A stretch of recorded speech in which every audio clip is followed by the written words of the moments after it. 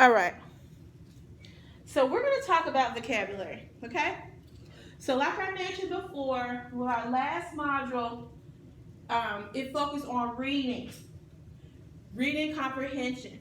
So remember from the reading, module 3, it says that vocabulary is a very important part of reading. So if you do not have vocabulary, you're going to have a very hard time understanding what you read. Is that true? It's just like if I was to give each of you a document that is written in, I'm going to say Spanish. Because I know a lot of you may not know all of the vocabulary of Spanish words, but you could recognize maybe a couple words. And it will be easy for you to figure out the content of what you think it's saying because of that vocabulary. So reading comprehension, or comprehending what you're reading, is going to really focus on, do you understand the words that are being presented to you? Do you understand the meaning of those particular vocabulary words? Can you understand the words, or can you make meaning of terms through the context of what you're reading? So when we talk about vocabulary, vocabulary is very, very, very, very, very, very important.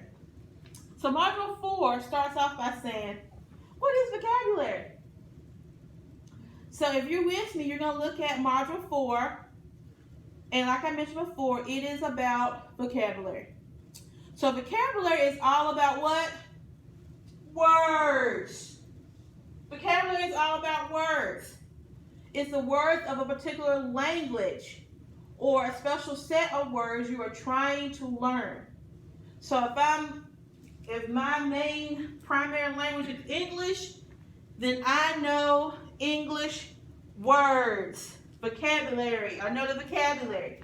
If I'm trying to learn French, then I need to know the vocabulary. If I'm trying to learn Russian or Mandarin or Spanish, I need to know the vocabulary. I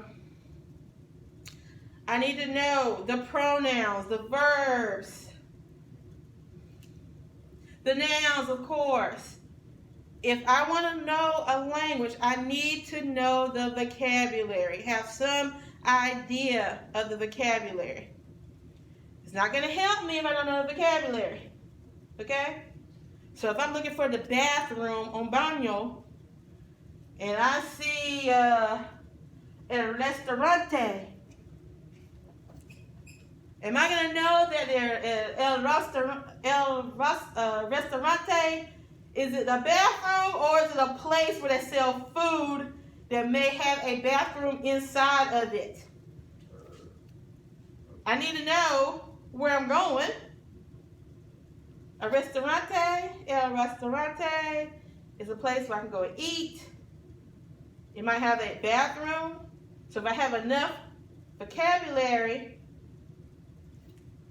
I can go to the restaurante and say, on bathroom?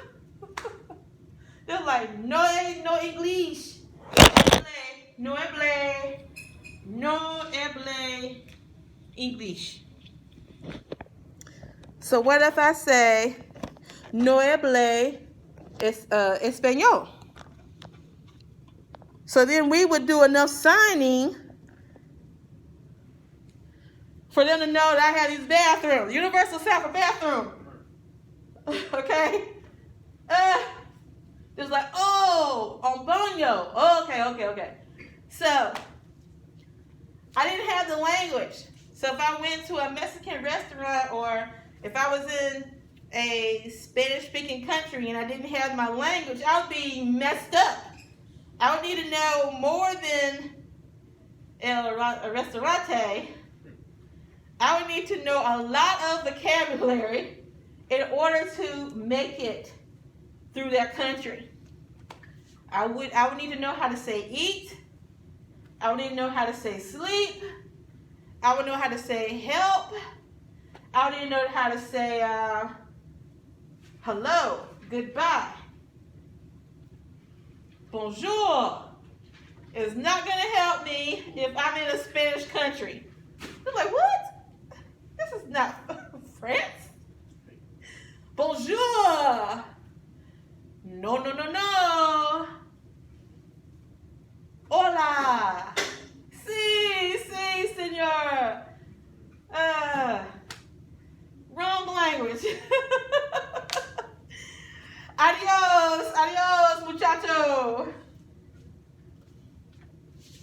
What? What are you saying? And pronunciation is also helpful as well. Okay, so vocabulary is very, very important. Anybody have any questions about that? If I drop you on a deserted island and the natives there had never seen a person that lived in modern day, they had no language that you recognized, how would you communicate with them? Sign? Your personal sign? Their personal sign? If they were a primitive nation, would you have someone who could interpret for you? I hope you do. Because if they were a primitive nation, meaning they have never seen any outsiders before, they would probably be ready to do something to you. You wouldn't even know. They'd be like, oh, come on with me. But they would be speaking their language, their vocabulary, and you're thinking they want you to eat with them, but guess what? They might be trying to eat you. Oh, and that's not, I mean, I was trying to be funny, but do you know the vocabulary? Okay, let's get back. Let me be serious right now. The term vocabulary was first used in the 1500s to mean a list of words with explanations. The noun vocabulary came to first used in the 1500s to mean a list of explanations. The noun vocabulary came to refer to the range of language of a person or group about 200 years later.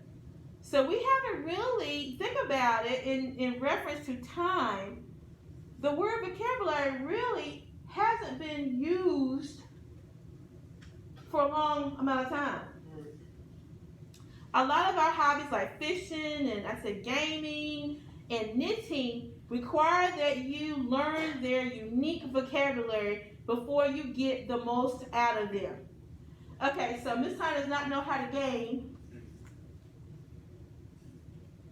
So if I was playing Call of Duty, are there certain words I need to know? You need help me because my granddaughter downloaded Call of Duty on my phone. I don't know how to play it. You got to shoot guns and all this other stuff. I know the particular vocabulary you need to know. I don't know how to play it. It's just on my phone, and I want to delete it, but she'll say, "Grandma, where's the game?" Basketball.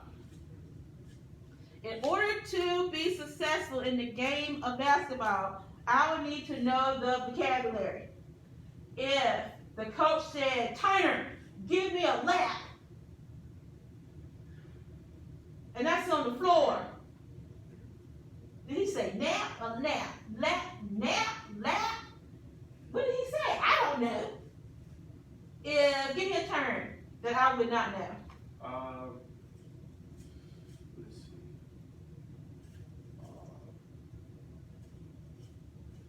Give me. Yeah, I don't even know much, but I think there's one like A layup? give me a windmill. A windmill? What is that? Something like this? Give me 10. Windmill. Not only that. Give me 10. You gotta win the ball. So what? No. What? You gotta dunk it. Dunk it is a windmill? Yeah, I mean it's a type of dunk. So what you do like this? Oh, boom. Basically. Okay. I still don't get it though, but boom. Yeah. So you jump up in the air and you take the ball And then you going over. and you going over and You don't. boom. Okay. See now I would not know that. So that's a good example. Thank you. So I would not know what to do. And of course they would probably say, Turner, you're on the bench. I don't know the vocabulary. All right, so what if you're in a math class and you're struggling? This was gonna go there, right? Do you need to know the vocabulary? Yes. Okay? We have the strategy, PEMDAS, which I did remember saying. I know a lot of you know this PEMDAS or PEMDAS. I say change the P to G and call it GEMDAS because the P stands for parentheses And the G stands for graphic, right? and the G stands for grouping symbols. Okay? If I do not know what grouping symbols are, am I going to be successful in this strategy? No. Okay? No. If I do not know that the E represents exponents, am I going to even know where to begin? No. What are exponents? What do I do with them? Not only exponents, but also taking the square root. What does that mean? What do I do? So if you have exponents, this represents the variable. I need to know that that's a variable. This X represents an unknown number. So if X is 2, I would input 2. That would become 2 squared. And 2 squared is the same as saying 2 times 2. My answer is 4. If X is 3, because we know a variable can change. 3 squared, that's 3 times 3, which is 9. Not 3 plus 3, not 3 plus 3, but 3 times 3. Okay? All right. We were talking about driving. You need to know the terms. We were talking about teaching. There are certain terms that teachers use that students may not know. If you are a doctor, there are terms that doctors know that you as a patient would not know. In your science classes, there are terms that your science teachers, or even any course, there are terms that relate to that particular course. And you would need to know those terms, the vocabulary in order to be successful in that class. Okay? All right. And of course we know that if we're in a rush, we can say vocab for the word vocabulary. The word vocabulary can actually have at least 3 different meanings. You need to know this. Vocabulary can be all of the words in a language, like I mentioned in the beginning of the presentation. It could mean the words used in a particular context, like we were just saying. Multiplication, you know that is a vocabulary word that relates to math. Photosynthesis is a vocabulary word that relates to science.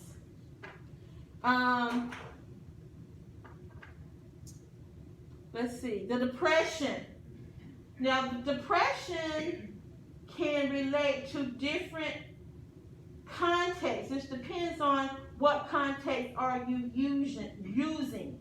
If I say depression, it could be a math concept. It could be a physics concept. It could be a U.S. history concept because we had that period of time that was related to as or referred to as the Great Depression, the Depression. That was a time in the United States history that was a very terrible time for a lot of people where economically people were in dire straits. Hold on just a second. Turner?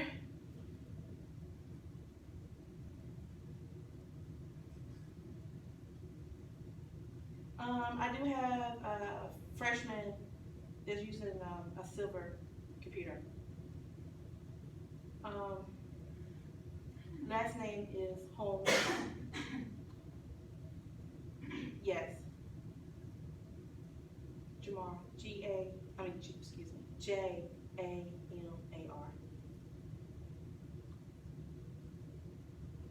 Okay, all right. Sorry about that. Sorry, I had to spell your name now. And I'm recording.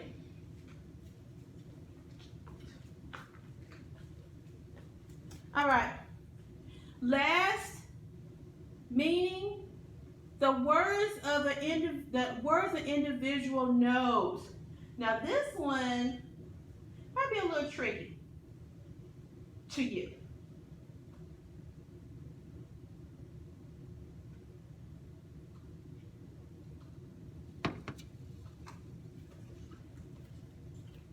It's my prerogative. I can do what I want to do. Now I know that is a little bit too old for you guys. That was Bobby Brown. Had this song when I was younger.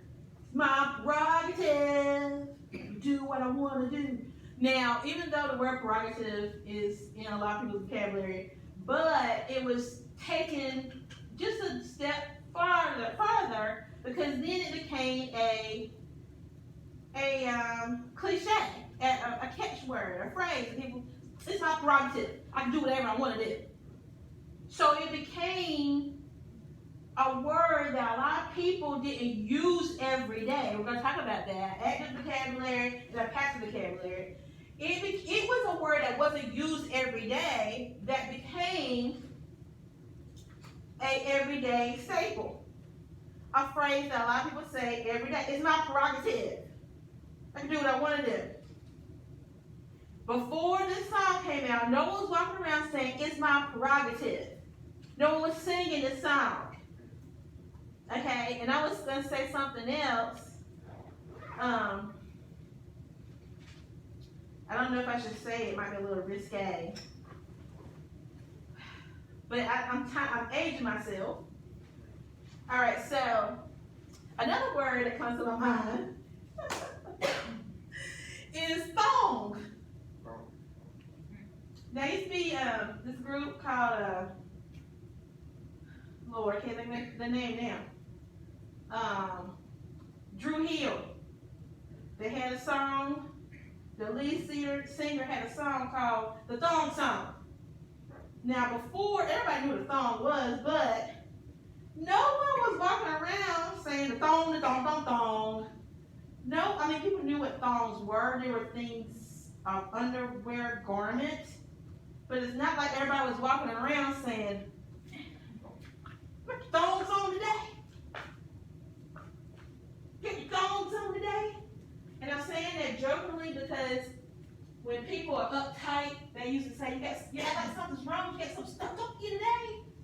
And people would say, you walk around, you got your thongs on today. Like you're uptight. It became a saying. I know that sounds kind of crazy, right? This word was a word that was used in private, and now people just say it like, oh, I got my thongs on today. This was a tablet. I mean, no one talked about their underwear. Okay? And a lot of our vocabulary comes from the songs that we sing, the things we see on TV, social media.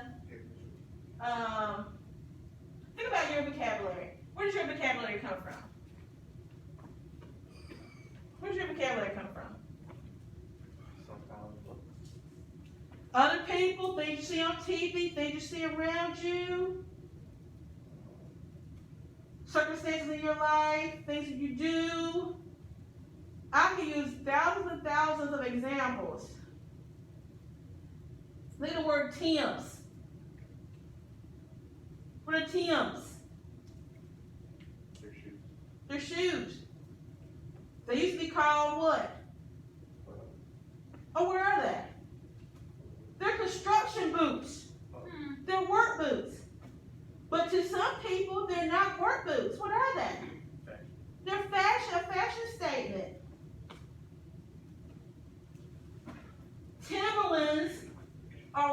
insulated steel toe boots.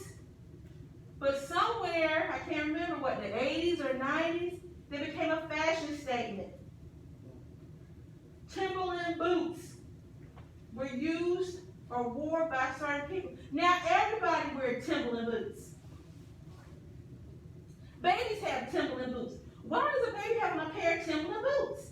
He's not working a construction site. Yeah, you just sit. He just sit there. Why would babies have? Because it became a statement. It became something that people took into the vocabulary because of the way it was used. So no longer do we call them construction boots. Those are my Tims. It went from Timberland boots to Timberlands to Tims. And they call them other things as well. Think about your shoes. What do we call them? Vocabulary. Dollar days vocabulary. Nikes. Nikes. Forces. Vocabulary. These are names for particular items that once upon a time we shortened the name. We gave it a new name. It's part of your vocabulary. Do you have the same vocabulary words as I do? There's some things that's in my vocabulary, some things that's in your vocabulary. Let's take us to our next part. Basically what I was just describing, that last part, individual person, words individual person knows, that is where we talk about our active vocabulary and our passive vocabulary. You need to know the difference. Active vocabulary, words that we use every day. And we know them, we understand them, we use them every single day. Now our passive vocabulary, these are words that you know of, but you don't use every day.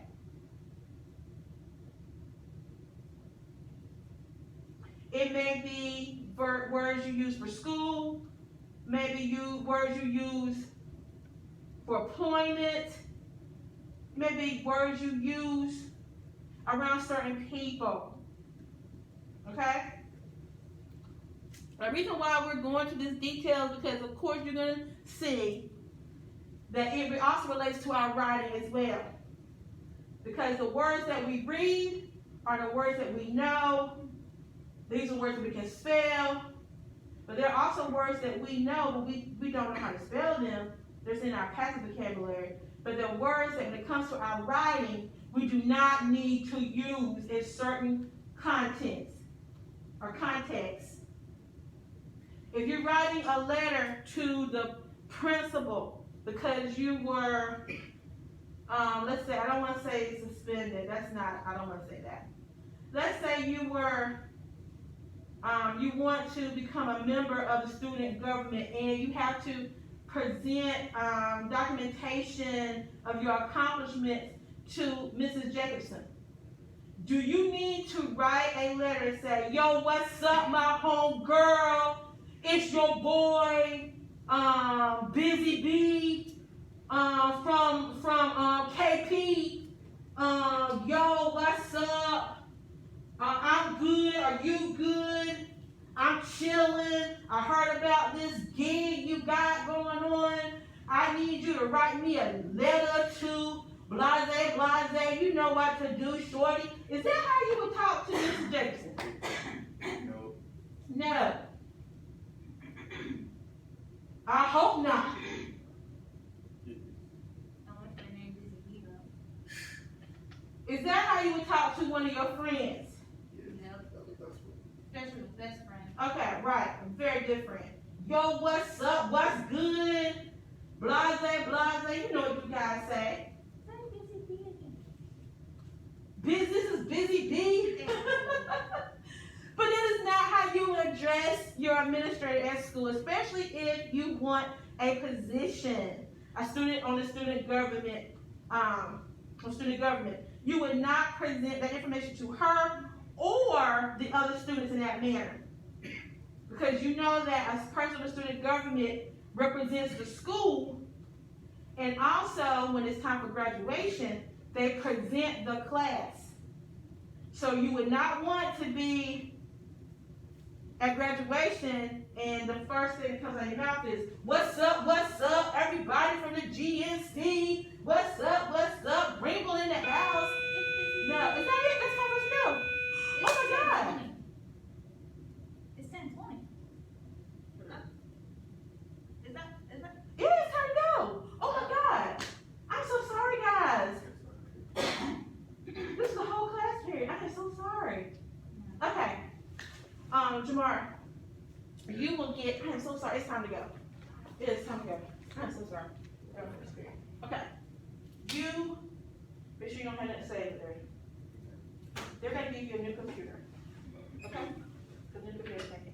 Let me get leave your journals and stuff there. I'll put in your notebook. Do I have your notebooks?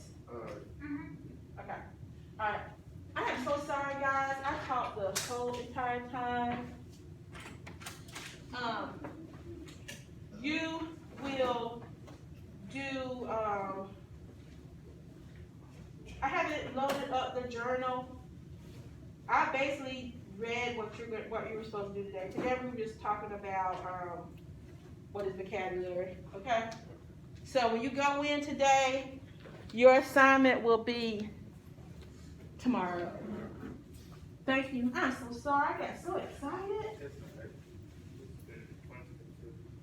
All right, so before you guys go, everything is fine? Yep. Math is good? You're sure? You positive? I'm kind of positive.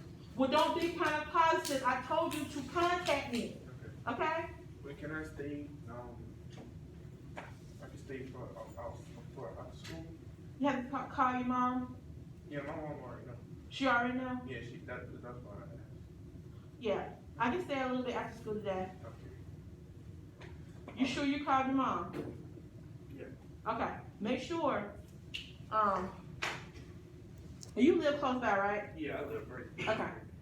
Yeah, because we need to get that done. Okay. All right, y'all have a good day, okay? All right. Busy bee. I like the name. Oh my God, you know what? And I was like, I hate that,